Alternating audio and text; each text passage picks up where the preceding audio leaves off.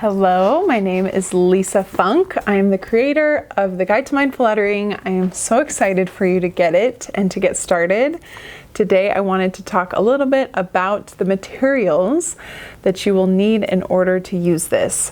So this book comes with really nice, thick, smooth paper, so you can definitely write directly in the book if you would like to. Most any brush pen will work for what you for this. If you got our bundle, that would have been including one of these pouches, either one of these. It comes with 3 brush pens, a large size, which is the Tombow Dual Brush pen, a medium size, which is the Faber-Castell Pitt Artist brush pen, and then a small size, which is this Tombow Fude pen with the hard nib.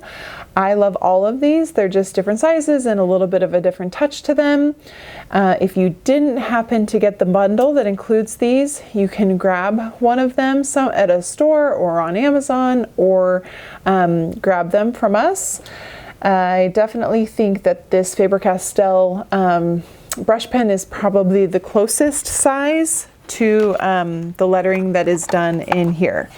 And I've already done a lot of the lettering. As you can see, I've traced a lot of these in this book already. So grab any brush pen that you've got and get started. The next thing that I highly recommend is using tracing paper. So you don't need it, but I love to use it.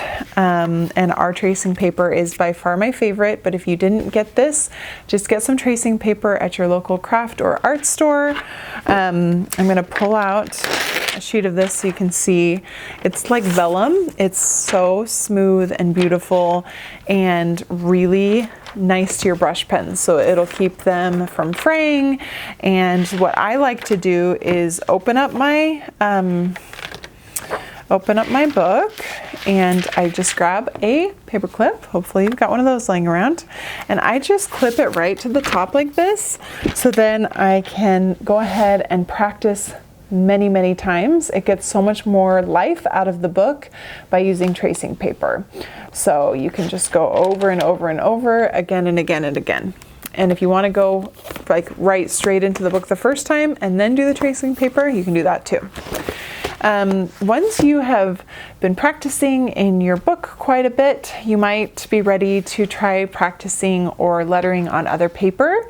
And I do want to let you know that if you grab what might just be in your printer right now or some regular old printer paper, it's probably going to be pretty rough and fibrous and hard on your brush pens.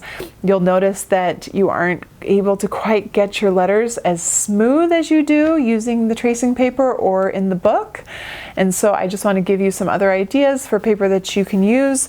We sell lettering notepads just for this reason, because I always wanted to make sure that I found really good paper for my lettering. So this paper is the same paper that's found in the book, but this is just the blank pad, but it's nice and thick, really smooth, doesn't bleed easily, really awesome. And then there's also this dot grid paper.